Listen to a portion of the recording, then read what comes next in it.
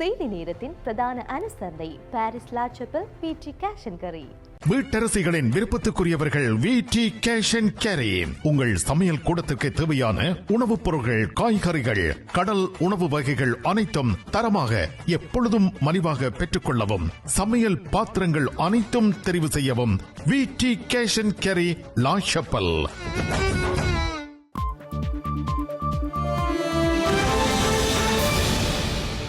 வணக்கம், இது ஐபிசி தமிழின் செய்தி நேரம். முதலில் தலைப்புச் செய்திகள்.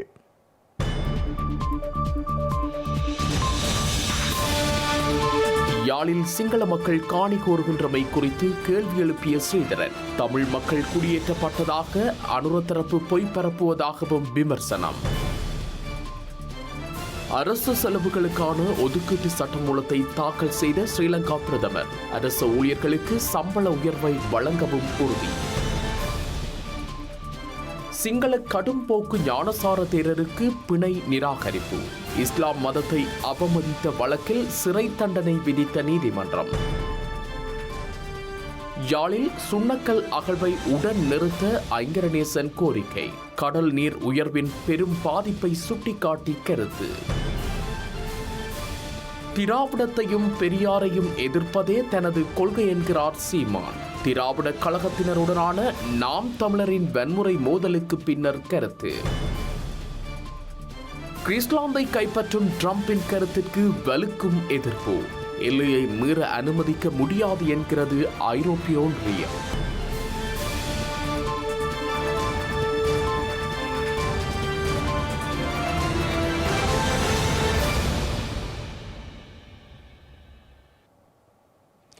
இனி தொடர்வது விரிவான செய்திகள். யாழ்ப்பாணத்தில் சிங்கள மக்கள் காணிகளை கோரி விண்ணப்பித்துள்ளதாக கூறப்படும் விடயம் தொடர்பில் இலங்கை தமிழரசு கட்சியின் நாடாளுமன்ற உறுப்பினர் சிவஞானம் ஸ்ரீதரன் கேள்வி எழுப்பியுள்ளார். ஸ்ரீலங்கா நாடாளுமன்றத்தில் உரையாற்றிய சிவஞானம் ஸ்ரீதரன், மேல் மற்றும் வடமேல் மாகாணங்களில் தமிழ் மக்கள் குடியேற்றப்பட்டதாக தேசிய மக்கள் சக்தி பொய்யான பரப்புரைகளை மேற்கொள்வதாகவும் சுட்டிக்காட்டியுள்ளார். கொழும்பைச் சேர்ந்த சிங்கள சமூகத்தைச் சேர்ந்தவர்கள் விண்ணப்பம் செய்திருப்பதாக பத்திரிகைகளில் செய்தி வந்திருக்கு. அதே நேரம் நீங்கள் இன்னொரு செய்தியை நான் பார்த்தேன். லண்டன் மாநகரில் இருக்கின்ற ஒரு தொலைக்காட்சிக்கு, ஒரு தனியார் தொலைக்காட்சிக்கு என்பிபியினுடைய ஊடக இணைப்பாளர் என்று சொல்லப்படுகிற தாகா ஈன்ஸ்டீன், இவர் என்பிபியினுடைய ஊடக இணைப்பாளர் என நான் வேண்டுமென்றால் உங்களுக்கு அந்த வீடியோவை தரலாம், சபாநாயகர் தலைமை தாங்கும் உறுப்பினருக்கு தரலாம். அவர் குறிப்பிடுகிறார், புத்தளம், சிலாபம், நீர்கொழும்பு, கொழும்பு, கொள்ளுப்பட்டி, வெள்ளவத்தை, பத்தளை போன்ற இடங்களில் எல்லாம் தமிழர்கள் குடியேற்றப்பட்டிருக்கிறார் என்று சொல்லுகிறார். நான் நினைக்கிறேன் அவர் வரலாற்றை படிக்க முதல் நீங்கள் உங்களுடைய என்பிபி ஊடக இணைப்பாளருக்கு வகுப்படுக்க வேணும். அவருக்கு முதல் கல்வியை போதியுங்க. ஏனென்றால் புத்தளம், சிலாபம், நீர்கொழும்பில் இருந்த தமிழர்கள் குடியேற்றப்பட்டார்களா, பரம்பரையாக வாழ்ந்தார்களா? கொழும்பிலே கருவாத்தோட்டம் முதல் வெள்ளவத்தை, கொள்ளுப்பட்டி அல்லது அந்த இடங்களில் வாழ்ந்த மக்கள் நிரந்தரமாக அங்கு வாழ்ந்த மக்கள். ஒரு நிமிஷம், கௌரவ தலைமைதாங்க உறுப்பினர் தயவு செய்து ஒரு நிமிஷம் தாருங்க. நான் இந்த விஷயத்தை சொல்ல வேணும். ஏனென்றால் இது ஒரு மிக ஆபத்தான விஷயம். இந்த ஆபத்தான விஷயம் நீங்கள் குறிப்பாக பார்க்க வேண்டும். 1970 83 85 ஆண்டு இடைப்பட்ட காலத்தில் அனுராதபுரத்திலே 22,000 தமிழ் குடும்பங்கள் இரவோடு இரவாக கலைக்கப்பட்டார்கள். 83 ஆண்டில் மலையகத்திலிருந்து 2,000 குடும்பங்கள் கொத்து கொத்தாக கலைக்கப்பட்டார்கள். அவர்கள் மீள குடியேற அனுமதிக்க வேண்டும் அரசாங்கம். புத்தளம் இன்றைக்கு நீங்கள் நீர்கொழும்பை பார்த்தால் தமிழர்கள் சிங்களவர்களாக அவர்கள் மாற்றப்பட்டிருக்கிறார்கள். அங்கே தமிழர்கள் தான் வாழ்ந்தார்கள். உதாரணம் பெனாண்டோ புள்ளே, அவருக்கு தமிழ் தெரியாது, ஆனால் அவருடைய பரம்பரை தமிழ். தயவு செய்து யோசியுங்கள். ஆகவே எவ்வாறு காணி கேட்கிறார்களோ அல்ல காணி வேண்டும் என்று சொல்கிறார்களோ அதே போல அனுராதபுரத்திலும் அல்லது ஏனைய திருவோணமலையிலும் அல்லது அம்பாறை மாவட்டத்தில் கனகரத்தினம் தோட்டத்திலும் வாழ்ந்த மக்களை உடன் குடியேற்றுங்கள். திருவோணமலையிலே வாழ்ந்த தமிழர்களுடைய இடங்கள் பறிக்கப்பட்ட இடங்களில் அவர்களை குடியேற்றுங்கள். நாட்டில் நிலவும் அரிசி தட்டுப்பாட்டை நிவர்த்தி செய்யும் வகையில் வெளிநாடுகளில் இருந்து அரிசியை இறக்குமதி செய்வதற்கு தனியார் துறையினருக்கு வழங்கப்பட்ட அனுமதி நாளையுடன் முடிவடைய உள்ளது. தமிழர்களின் தைப்பொங்கல் பண்டிகைக்கு இன்னும் ஒரு வாரத்திற்கு குறைவான நாட்களே உள்ள நிலையில் அரிசி தட்டுப்பாடு நீடிக்கும் என எச்சரிக்கப்பட்டுள்ள பின்னணியில் அரிசி இறக்குமதி காலக்கெடு நிறைவுக்கு வரவுள்ளது. இலங்கை முழுவதும் ஏற்பட்டுள்ள அரிசி பற்றாக்குறையை நிவர்த்தி செய்வதற்காக கடந்த ஆண்டு டிசம்பர் மாதம் 4ஆம் திகதி முதல் 20ஆம் திகதி வரை அரிசியை இறக்குமதி செய்வதற்கு தனியார் துறையினருக்கு ஸ்ரீலங்கா அரசாங்கம் அனுமதி வழங்கியிருந்தது. இந்த காலப்பகுதியில் 67,000 மெட்ரிக் டன் அரிசி இறக்குமதி செய்யப்பட்ட நிலையில் அதன் பின்னர் நடைபெற்ற அமைச்சரவை கூட்டத்தில் அரிசி இறக்குமதிக்கான காலக்கெடு எதிர்வரும் ஜனவரி மாதம் 10ஆம் திகதி வரை நீடிப்பதற்கான வர்த்தமானி அறிவிப்பு கடந்த ஆண்டு டிசம்பர் மாதம் 24ஆம் திகதி வெளியிடப்பட்டது. இதன் பிரகாரம் வெளிநாட்டிலிருந்து இறக்குமதி செய்யப்பட்டு ஸ்ரீலங்கா சுங்கமூடாக வெளியேற்றப்பட்ட மொத்த அரிசியின் அளவு 1,15,000 மெட்ரிக் டன்களை தாண்டியுள்ளது. இதில் கையிருப்பில் உள்ள 45,000 மெட்ரிக் டன் சிவப்பு பச்சை அரிசி மற்றும் 70,000 மெட்ரிக் டன் புழுங்கல் அரிசி ஆகியவையும் அடங்கும் என தெரிவிக்கப்பட்டுள்ளது. இருப்பினும் அரிசி இறக்குமதி செய்வதற்கான அனுமதி மீண்டும் நீடிக்கப்படுமா என்பது குறித்து அரசாங்கம் இதுவரை எந்தவொரு அறிவிப்பையும் வெளியிடவில்லை என்பது குறிப்பிடத்தக்கது. ஸ்ரீலங்கா தொல்லியல் திணைக்களம் உட்பட அரச திணைக்களங்களால் விவசாய நிலங்கள் கையகப்படுத்தப்பட்டுள்ளமையும் நாட்டின் நெல் உற்பத்தியை பாதிப்படைய செய்துள்ளதாக திருகோணமலை நாடாளுமன்ற உறுப்பினர் சண்முகம் குகதாசன் இன்று சுட்டிக்காட்டியுள்ளார். அத்துடன் அரிசி விலை உயர்வுக்கு வெள்ளம், வறட்சி போன்ற இயற்கை பேரிடர்கள் மட்டுமின்றி அரசினது அங்கங்களான பல்வேறு திணைக்களங்களும் காரணமாக உள்ளதாக ஸ்ரீலங்கா நாடாளுமன்றில் சண்முகம் குகதாசன் தெரிவித்தார். உயர்வுக்கு வெள்ளம், வறட்சி, பதுக்கல் போன்ற காரணிகள் மட்டுமல்லாமல் அரசாங்கத்தினுடைய பல்வேறு திணைக்களங்களும் காரணமாக உள்ளன. இதில் முதன்மை வகிப்பது தொல்பொருள் துறை ஆகும். தொல்பொருள் துறையானது திருகோணமலை மாவட்டத்திலே நூற்றாண்டு காலமாக மக்களால் விவசாயம் செய்யப்படும் நிலங்களை தொல்பொருள் இடங்கள் என அறிவித்து கையகப்படுத்தி விவசாயத்தை செய்யாமல் தடை செய்து வருகின்றது. எடுத்துக்காட்டாக இந்த ஆண்டு 9 நாட்களுக்குள் திருவண்ணாமலை மாவட்டத்திலே உள்ள ஈச்சிலம்பற்று பிரதேச செயலாளர் பிரிவில் அடங்கும் வட்டவான் கிராமத்தில் 224 விவசாயிகளுக்கு சொந்தமான 380 ஏக்கருக்கு மேற்பட்ட நெற்பயிரோடு கூடிய நிலத்தை தொல்லியல் பகுதி என அறிவித்துள்ளது. அதேபோன்று குச்சவெளி பிரதேச செயலாளர் பிரிவில் உள்ளடங்கும் குச்சவெளி கிராம சேவையாளர் பிரிவில் 1985ஆம் ஆண்டு முதல் விவசாயிகள் பயன்படுத்தி வந்த நெற்களஞ்சியம் மற்றும் சந்தை பகுதிகளை தொல்பொருள் துறை என அறிவித்துள்ளது.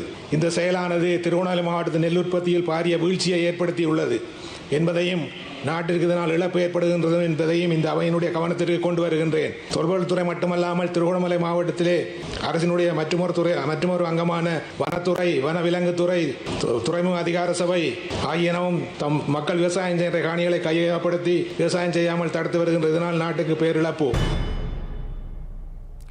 ஸ்ரீலங்கா அரசாங்கத்தின் 2025 நிதியாண்டுக்கான செலவினங்களுக்கு நிதி ஒதுக்குவதற்கான ஒதுக்கீட்டு சட்டமூலத்தை பிரதமர் கலாநிதி ஹரணி அமரசூரிய நாடாளுமன்றத்தில் தாக்கல் செய்துள்ளார். இந்த ஒதுக்கீட்டு சட்டமூலத்தின் 2வது வாசிப்பு அடுத்த மாதம் 17ஆம் தேதி நடைபெற்று அதன் பின்னர் விவாதம் இடம்பெறும் என அறிவிக்கப்பட்டுள்ளது. ஸ்ரீலங்கா உள்ளூராட்சி மன்ற தேர்தலை எதிர்வரும் ஏப்ரல் மாதத்திற்குள் நடத்துவதற்கான முனைப்புகளில் அனுரகுமார் திசாநாயக்க தலைமையிலான தேசிய மக்கள் சக்தி அரசாங்கம் ஈடுபட்டு வருகின்றது.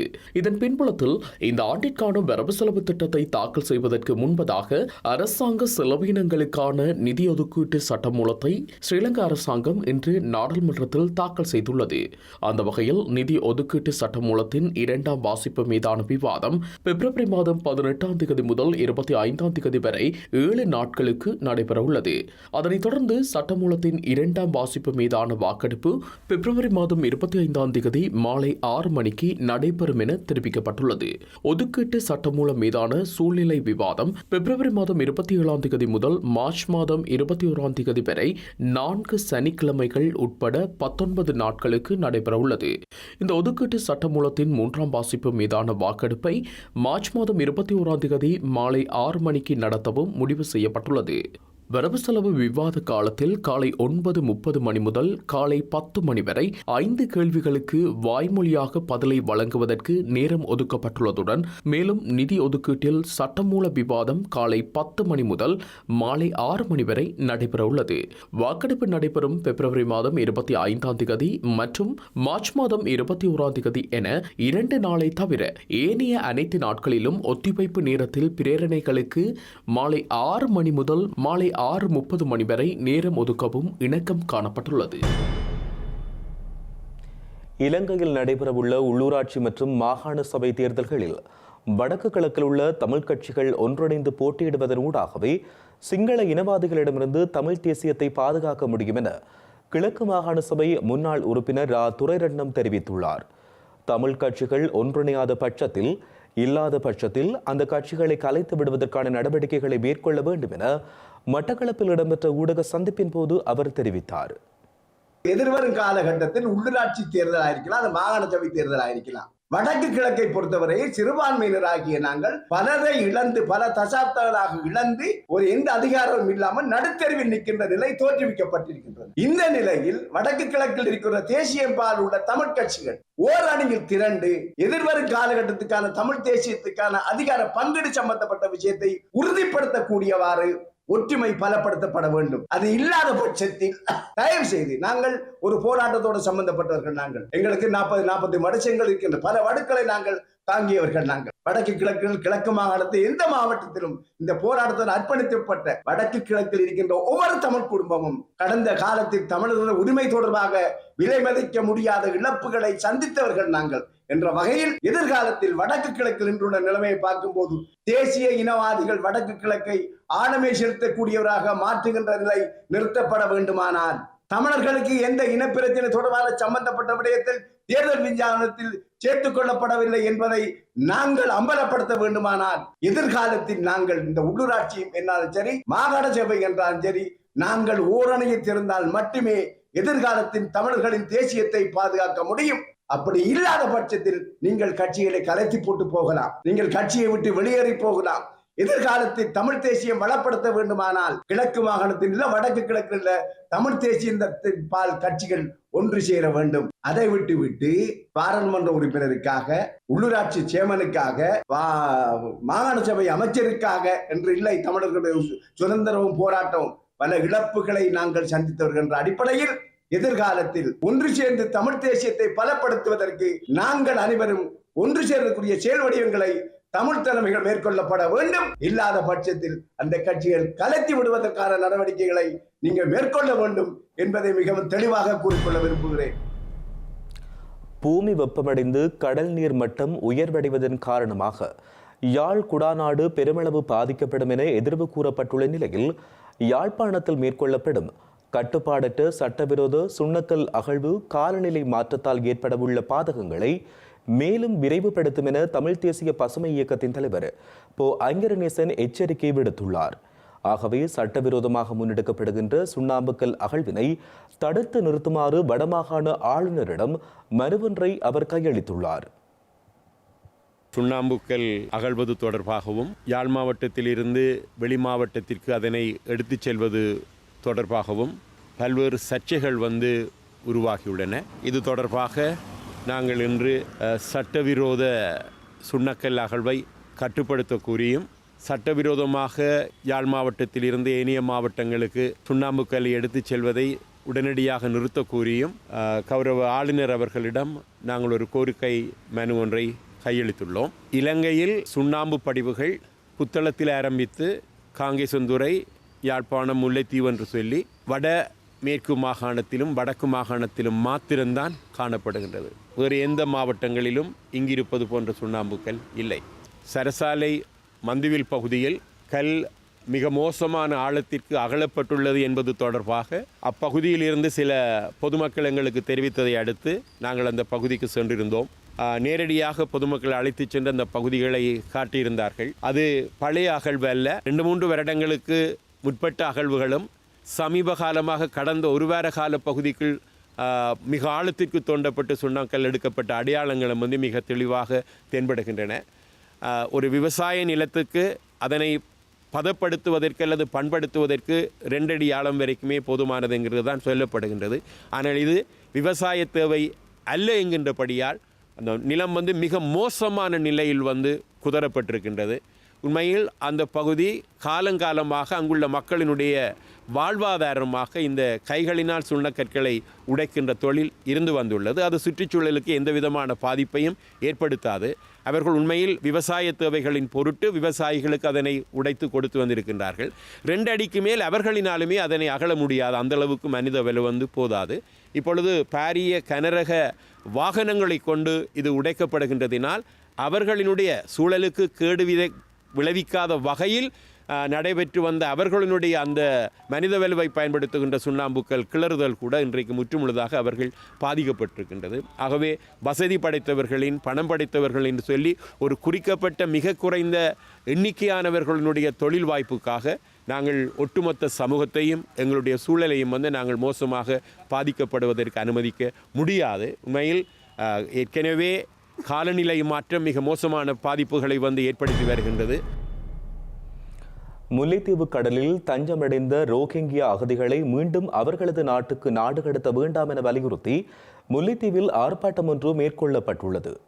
அவர்களை மியன்மார் நாட்டிற்கு மீண்டும் நாடு கடத்துவது உயிராபத்தை ஏற்படுத்தும் என ஆர்ப்பாட்டத்தில் ஈடுபட்டவர்கள் தெரிவித்துள்ளனர். முல்லைத்தீவில் கடந்த மாதம் கரையொதுங்கிய படகிலிருந்து 100க்கும் மேற்பட்ட மியான்மரைச் சேர்ந்த ரோஹிங்கிய முஸ்லிம்கள் மீட்கப்பட்டிருந்தனர். இவர்கள் படகுகளுடன் திருகோணமலைக்கு கொண்டு செல்லப்பட்டு நீதிமன்றத்தில் முன்னிலைப்படுத்தப்பட்ட நிலையில் தற்போது கேப்பாப்புலவில் உள்ள ஸ்ரீலங்கா விமானப்படை தளத்தில் தங்க வைக்கப்பட்டுள்ளனர். இவர்களை மீண்டும் அவர்களது சொந்த நாட்டிற்கு அனுப்ப ஸ்ரீலங்கா அரசாங்கம் நடவடிக்கைகளை மேற்கொண்டு வருகின்றது. ரோஹிங்கிய முஸ்லிம்களை அவர்களது சொந்த நாட்டிற்கு அனுப்ப வேண்டாம் என வலியுறுத்தியும் இலங்கை சர்வதேச மனித உரிமை சட்டங்களை பாதுகாக்க கோரியும் வடக்கு கிழக்கு ஒருங்கிணைப்பு குழுவின் ஏற்பாட்டில் முல்லைத்தீவு மாவட்ட செயலகத்திற்கு முன்பாக கவனஈர்ப்பு போராட்டம் ஒன்று இன்று முன்னெடுக்கப்பட்டது. ஆர்ப்பாட்டத்தின் நிறைவில் அறிக்கை ஒன்றும் வாசிக்கப்பட்டதுடன் அந்த அறிக்கையை ஸ்ரீலங்கா பிரதமர் வெளிவிவகார அமைச்சர் ஐக்கிய நாடுகள் சபையின் இலங்கைக்கான வதிவிட பிரதிநிதி இலங்கை மனித உரிமைகள் ஆணைக்குழு ஆகியவற்றிற்கும் அனுப்பி வைக்க நடவடிக்கை மேற்கொள்ளப்பட்டுள்ளது. நாங்கள் தற்போது ஊடகங்களில் பல்வேறு செய்திகளை கேட்டுக் கொண்டிருக்கின்றோம்.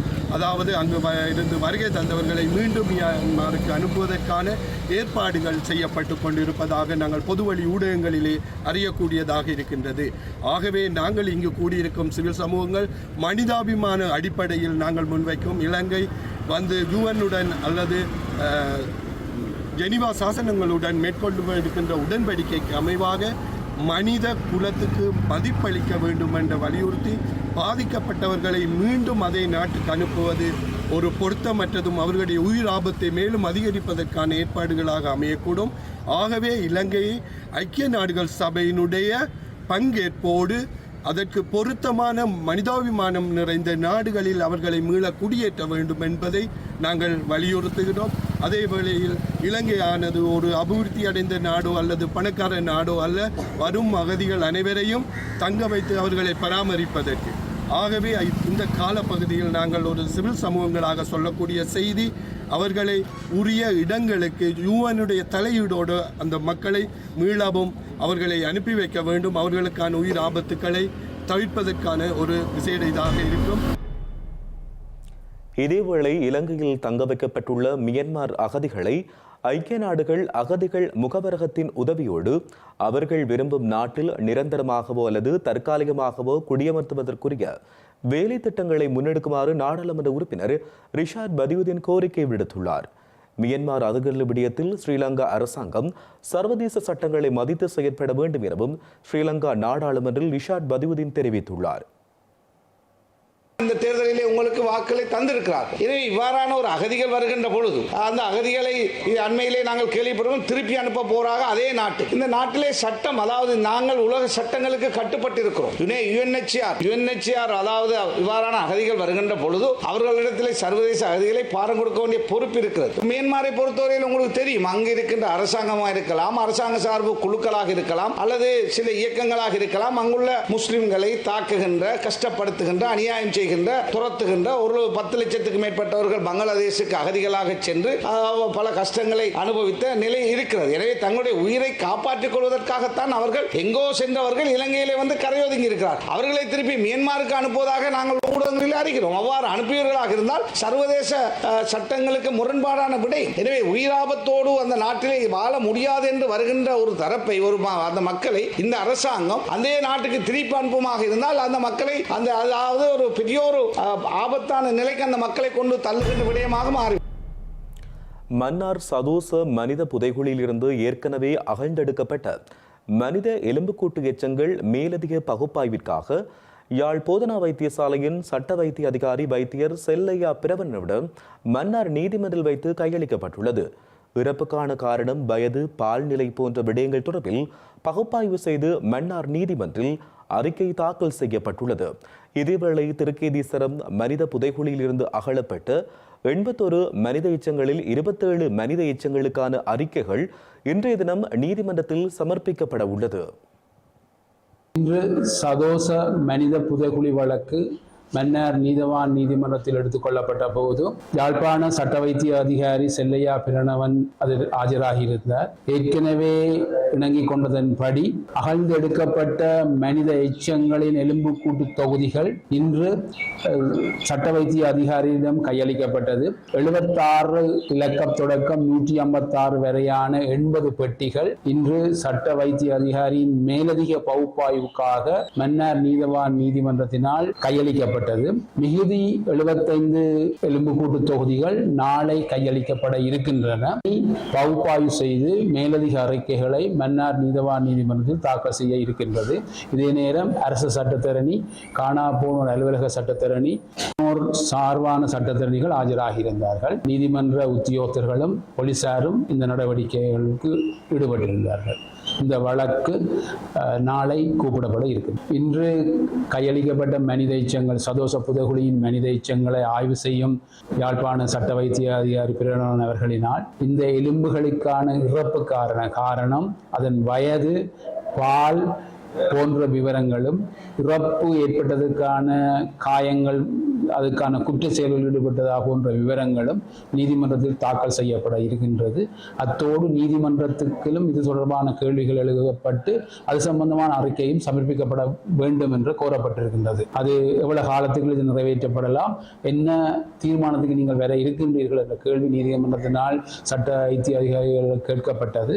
அது சம்பந்தமான அறிக்கையும் அவர் எதிர்வரும் தினங்களில் நீதிமன்றத்தில் தாக்கல் செய்ய இருக்கின்றார். இது திருக்கேதீஸ்வர மனித புதைகுழி வழக்கு எடுத்துக்கொள்ளப்பட்ட போது மன்னார் நீதவான் நீதிமன்றத்தில் கொழும்பு சட்ட வைத்திய அதிகாரி டாக்டர் கேவகே அவர்களினால் ஏற்கனவே பகுப்பாய்வு செய்யப்பட்ட 81 மனித எச்சங்களில் 27 மனித எச்சங்களுக்கான அறிக்கைகள் சமர்ப்பிக்கப்பட்டிருக்கின்றன.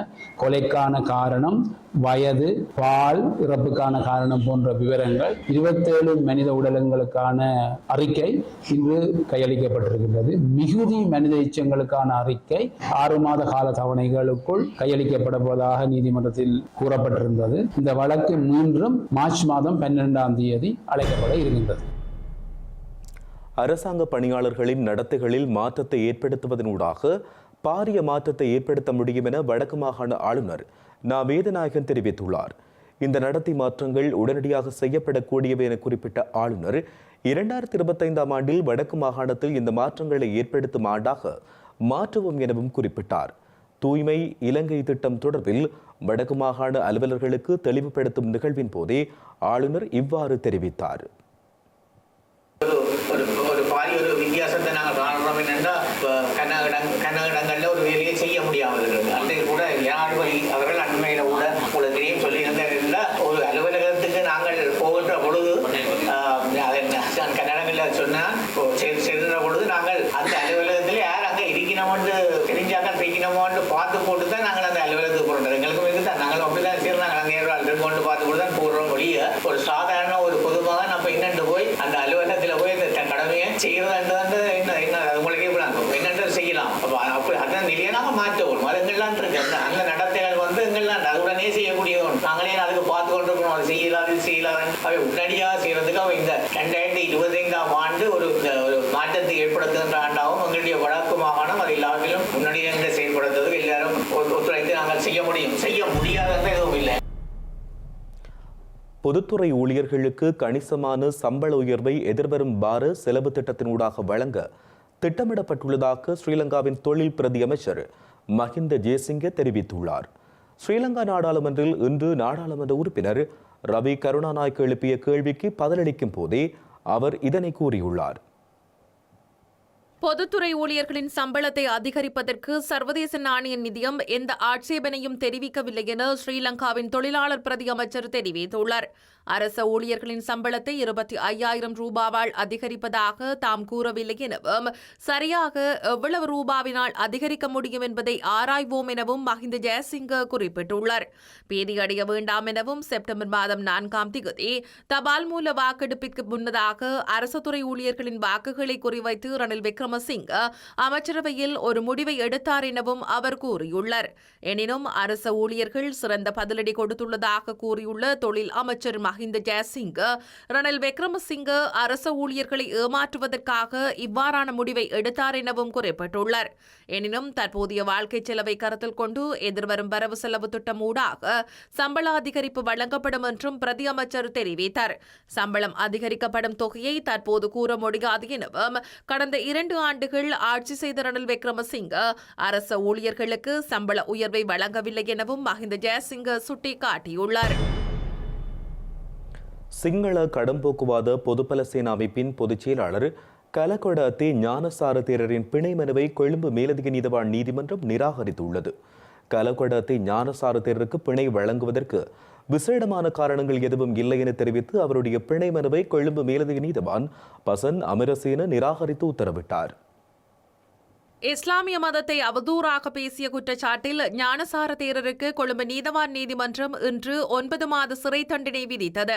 இந்த தண்டனைக்கு எதிராக கலகொடாத்தி ஞானசார தேரர் தனது சட்டத்தரணிகள் மூலம் கொழும்பு உயர்நீதிமன்றத்தில் மேன்முறையீடு செய்துள்ளார். இந்த நிலையில் இந்த தண்டனைக்கு எதிராக தாக்கல் செய்யப்பட்ட மேன்முறையீட்டு மனு விசாரிக்கப்பட்டு இறுதி தீர்ப்பு வழங்கப்படும் வரை பிணை வழங்க வேண்டும் என கோரி ஞானசார தேரர் சார்பில் முன்னிலையான சட்டத்தரணி காமினி அல்விஸ் மன்றில் விடயங்களை முன்வைத்தார்.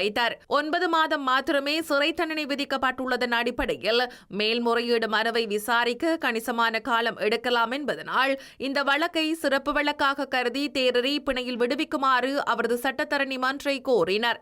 இதற்கு பதிலளித்த நீதவான் இந்த வகையான பிணை மனுவை பரிசீலிக்க சிறப்பு சூழ்நிலைகளை முன்வைக்க வேண்டும் என தெரிவித்த கொழும்பு மேலதிக நீதவான் பிரதிவாதியின் சார்பாக விதிவிலக்கான விடயங்கள் எதுவும் முன்வைக்கப்படவில்லை என தீர்மானித்தார். இதன் அடிப்படையில் பிரதிவாதி தரப்பு சட்டத்தரணியால் முன்வைக்கப்பட்ட விடயங்கள் சிறப்பு பரிசீலனைக்கு போதுமானதாக இல்லை என்று கூறி கலகொடாத்தி ஞானசார தேரருக்கான மனுவை நீதவான் நிராகரித்து கட்டளையாக்கினார். மலேக தோட்ட தொழிலாளர்களின் நாளாந்த சம்பளமாக 2000 ரூபாவை தேசிய மக்கள் சக்தி அரசாங்கம் பெற்றுக் கொடுக்க வேண்டும் என ஸ்ரீலங்காவின் நாடாளுமன்ற உறுப்பினர் மனோ கணேசன் வலியுறுத்தியுள்ளார். இலங்கையை பொறுத்தவரையில் மலேகத்தில் வறுமை அதிகரித்துக் கொண்டு செல்வதாகவும் ஸ்ரீலங்கா நாடாளுமன்றில் மனோ கணேசன் சுட்டிக்காட்டியுள்ளார். வளையத்தில் வாழ்ந்து கொண்டிருக்கிற மக்களை பொறுத்தவரை அவர்களுக்கு கடந்த அரசாங்கத்தின் காலகட்டங்களிலே அடிப்படை சம்பளமாக நாள் சம்பளமாக 900 ரூபாய் சொல்லப்பட்டிருந்தது. அதுக்கு பிறகு அது கடந்த அரசாங்க காலகட்டத்தில் 1700 ரூபாய் வரை உயர்த்தப்பட்டிருந்தது. ஆனால் 1350 ரூபாய் தான் இறுதியாக உறுதி செய்யப்பட்டிருந்தது. இருந்தாலும் கூட அதையெல்லாம் மீறி எதிர்வரும் காலகட்டங்களிலே இன்றைய விலைவாசி உயர்வின் அடிப்படையிலே அடிப்படை சம்பளமாக 2000 ரூபாய் வழங்கப்பட வேண்டும் என்ற கோரிக்கையை நாங்கள் தமிழ் கூட்டணி முறையில் நாங்கள் விடுவிக்க விரும்புகின்றோம். மேலும் சில உள்ளூர் செய்திகள் தொடர்கின்றன.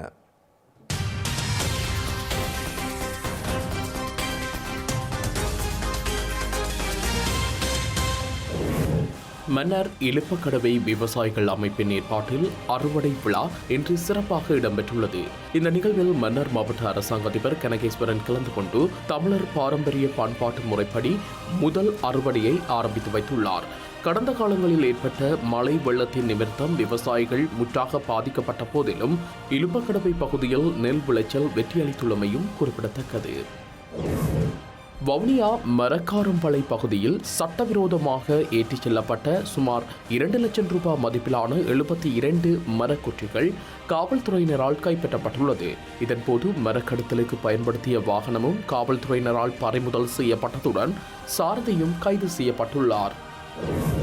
திருகோணமலை மாவட்ட அரசாங்க அதிபராக இலங்கை நிர்வாக சேவையின் விசேட தர அதிகாரி WGM கேமந்தகுமார இன்று மாவட்ட செயலகத்தில் தனது கடமைகளை உத்தியோகபூர்வமாக பொறுப்பேற்றுள்ளார். முன்னாள் மாவட்ட அரசாங்க அதிபராக கடமையாற்றிய சாமிந்த கெட்டியாராச்சி ஓய்வூதிய திணைக்களத்தின் பணிப்பாளர் நாயகமாக நியமிக்கப்பட்டதை அடுத்து குறித்த வெற்றிடத்திற்கு புதிய அரசாங்க அதிபர் நியமிக்கப்பட்டுள்ளமையும் குறிப்பிடத்தக்கது. செய்திகளின் நிறைவாக மீண்டும் தலைப்புச் செய்திகள்.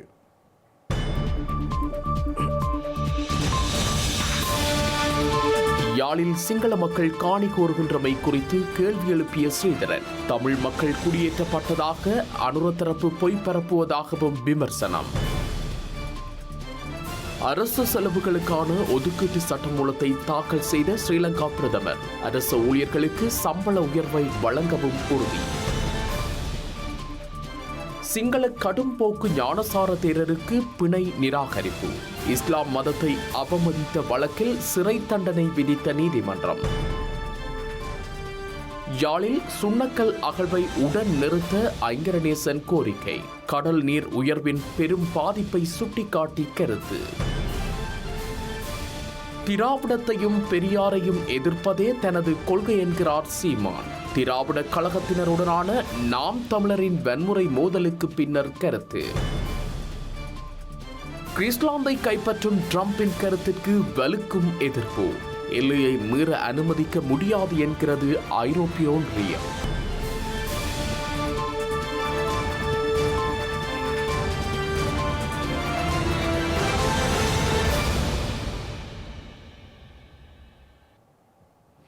இத்துடன் ஐபிசி தமிழின் செய்தி நேரம் நிறைவடைகின்றது. உடனுக்குடன் நீங்கள் செய்திகளை அறிந்து கொள்ள ibctamil.com என்கின்ற நமது இணையதளத்தினை பார்வையிடுங்கள். வணக்கம்.